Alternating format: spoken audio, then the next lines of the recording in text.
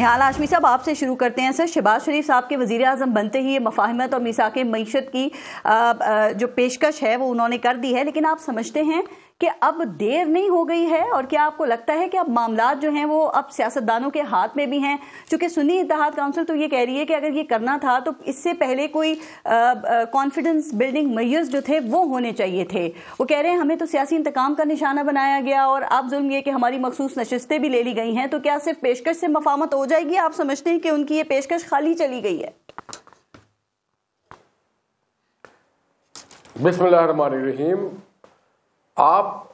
हम सब पूरी कौम जी 2013 से देख रहे हैं एहतजाज की सियासत। हम देख रहे हैं, मैं ना मानूं, मैं देख रहे हैं हम कि 35 पंचर खोली जाए, 4 हल्के खोले जाए। हम देख रहे हैं सड़कों पे लोगों को जी इस्लामाबाद को पैरालाइज करते हुए।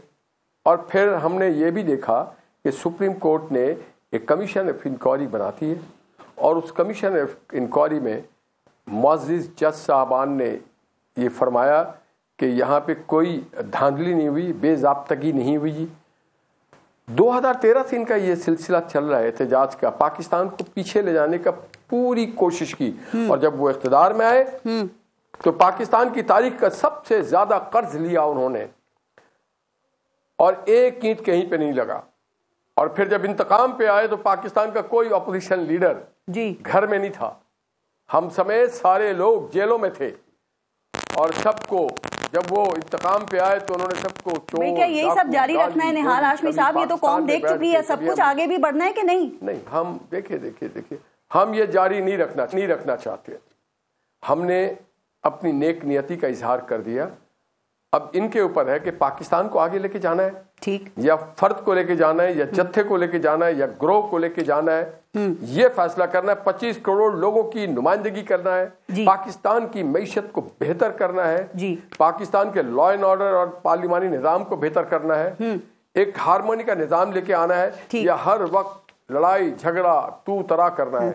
ये हम नहीं है, ये तो हमसे नहीं कर रहे लड़ाई, इन्होंने तो इदारों से भी लड़ाई कर लिया। क्या कोर्ट्स हो, क्या अदालतें हो, क्या हमारे दिफाई इदारे हो, क्या हमारी पुलिस हो, क्या हमारी ब्यूरोक्रेसी हो, क्या हमारे बिजनेसमैन हो, किसी को नहीं छोड़ा। हम तो आज भी तैयार बैठे हैं। वैसे निहाल हाशमी साहब, बात आप बहुत, लेकिन कोई ऐसी जमात बता दें, भूल सकते हैं, कोई ऐसी जमात बता दें यहाँ पे जिसकी इदारों के साथ लड़ाई ना हुई हो। दूसरी बात आपने की धांधली की, वो मैं आगे चल के बात करती हूँ, लेकिन 9 मई के जो वाकयात हैं ये और बता दें कि आप समझते हैं कि उसके ऊपर जुडिशल कमीशन बनना चाहिए ताकि एक मामला तो एक तरफ लगे ना सर, एक ही कमीशन हो जो पूरे मुल्क में एक तरह से ही तहकीकात करे। जी देखिए, एक तो चीज हमारी आर्टिकल 10A कहता है फेयर ट्रायल, और हमारा आर्टिकल 10 कहता है कि लोगों को इंसाफ मिलना चाहिए। मैं किसी के भी इंसाफ मिलने के और बेगुनाह को नाहक जेल में रखना या सजा देने के हक में नहीं हूँ। मैं प्रैक्टिसिंग लॉयर हूँ, रोज सुबह यही मेरे रोजी रोटी है, तो मैं समझता हूँ। मगर जो मुजरिम है उसको सजा मिलनी चाहिए, सूरत भी जो है वो उसको सजा मिलनी चाहिए। वो खा देखिए एक सिग्नल तोड़ता हो उसको तो सजा देते हैं आप, मगर पाकिस्तान के कौमी इदारों को अगर आप नुकसान पहुंचाए तो उसके सजा तो मिलना चाहिए। सही कह रहे हैं। कोर कमांडर्स कॉन्फ्रेंस का ऐलानिया बड़ा सख्त था, जाहिर होता है कि फौज जो है 9 मई के जो मुल्ज़िमान हैं हमसे गलती क्या हुई, हम 1971 के मुजरिमीन को सजा नहीं दिया। हमने कभी भी मुजरिमीन को सजा नहीं दिया। हमने मिट्टी पाव दरगुजर करते आज हम टैक्स चोरों को दरगुजर करते रहे। हम इमरान खान कहते हैं कि वो भी कोर कमांड्स के ऐलानिये से मुत्तफिक हैं। वो ये कहते हैं कि जो मुल्जिमान हैं 9 मई के उनको सजाएं मिलनी चाहिए, लेकिन वो कहते हैं कि हम उसमें शामिल नहीं हैं। तो ये फैसला तो एक कमीशन ही करेगा ना निहाल हाशमी साहब, जिस पे सबका इत्तेफाक हो। देखिए ये फैसला अदालत करती है। अदालत हमारे मातहत नहीं है। अदालत एक खुद मुख्तार इदारा है। अदालत करेगी शवाहिद की बुनियाद पे, जो बेकसूर होगा उसे छोड़ना चाहिए और छोड़ा जाएगा। ठीक, हामिद रजा साहब, दूध का दूध पानी होना चाहिए, बिल्कुल होना चाहिए। हामिद रजा साहब, पाकिस्तान में एक अरसे के बाद बनाने की बात की, कमीशन बनाने में कोई हर्ज नहीं है। हाँ। ये समझें कि इलेक्शन को 1 महीना हो गया है, धांधली का शोर भी हो रहा है, तो आपके ख्याल में मसले का हल क्या है? या आप भी वही चाहते हैं जो भी कादर मंदोखेल साहब ने ये कहा कि ये जो धांधली का शोर करने वाले हैं ये पुरानी तनख्वाह के ऊपर ही काम करते रहें? क्योंकि सर ये फॉर्म 45 आपके सामने है ना, जो इलेक्शन कमीशन ने खुद अपनी वेबसाइट के ऊपर अपलोड किए हैं, इसमें कहीं 173 को 973 बनाया गया है, कहीं 1 को 7 बनाया गया है। तो आप ये समझते हैं निहाल हाशमी साहब कि अगर 90,000 में से कुछ हजार भी टेम्पर्ड हैं फॉर्म 45, तो ये इलेक्शन मशकूक नहीं हो जाता फिर?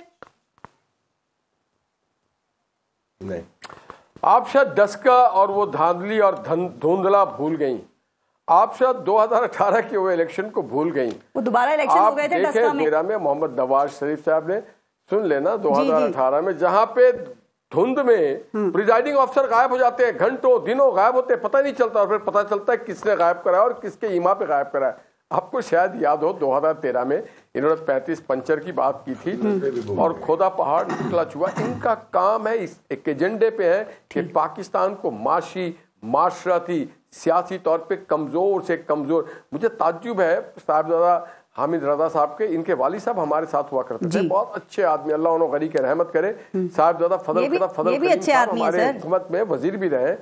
तो नहीं, मैं कब कह रहा हूँ, वो तो बहुत ही नफीस इंसान थे। तो मैं ये कह रहा हूँ कि कहाँ इतने नफीस लोग और कहाँ गाली गोली की सरकार, कहाँ पे लोगों की जबान बिगाड़ने वाले, मैं ना मानो बोलने वाले। मैंने आप देखे, ये बचा नहीं सके पाकिस्तान के नौजवानों के किरदार को, इक़्तिदार को, अपनी पार्टी नहीं बचा सके। सर अभी तो छोड़ देना, अभी वो 90 से ये पूरा मेरा शो इसी में निकल जाएगा। फिर आप लोग एक दूसरे के बैकग्राउंड से बाहर ही नहीं निकलते, इल्जामात से ही नहीं निकलते। हमने 90 से सीखा है, हम 90 से सीख के यहाँ तक पहुंचे हैं। 90 में आपने कितने अरसे में आपने सीखा? वो कह रहे हैं हमें तो टाइम दें ताकि हम भी उसमें सीख लें। एक सेकंड, सिर्फ मखसूस नशिस्तों का भी बता दें, वो मामला इनका कैसे हल होगा जो इस वक्त इनका एक बड़ा इशू है निहाल हाशमी साहब? और आज तो हलफ भी दिलवा दिया कौमी असेंबली में उन अरकान को, वो कहते हैं पेशावर हाईकोर्ट ने स्टे दिया हुआ था। तौहीन अदालत है नहीं है? देखिए सर, सुन लेना, जुरिस्डिक्शन ना मेरा है, ना आपका है, ना पार्लियामेंट का। ये जुरिस्डिक्शन ना अदालतों का, ये जुरिस्डिक्शन इलेक्शन कमीशन का है। और बड़ा, आप अगर कॉन्स्टिट्यूशन ऑफ पाकिस्तान के आर्टिकल 51 पढ़ ले तो उसमें बड़ा क्लियर लिखा है कि आपने कौन लोग अपने रिजर्व सीट के लिए भेजेंगे। पीटीआई के कोई एग्जिस्ट नहीं किए एज इलेक्शन, नहीं वो लड़े, इंडिपेंडेंस लड़े। मिसालें मौजूद, हटी को नहीं मिला था, जमा किया, बाप पार्टी को सीट्स नहीं मिली। नहीं, इसकी मिसाल देखिए, इखलाकियात और सियासत और मुरव्वत अपनी जगह। हम और मंदोखेल समझते हैं कि आइन और कानून अगर क्लियर है किसी चीज पे तो हमें आइन और कानून चाहिए।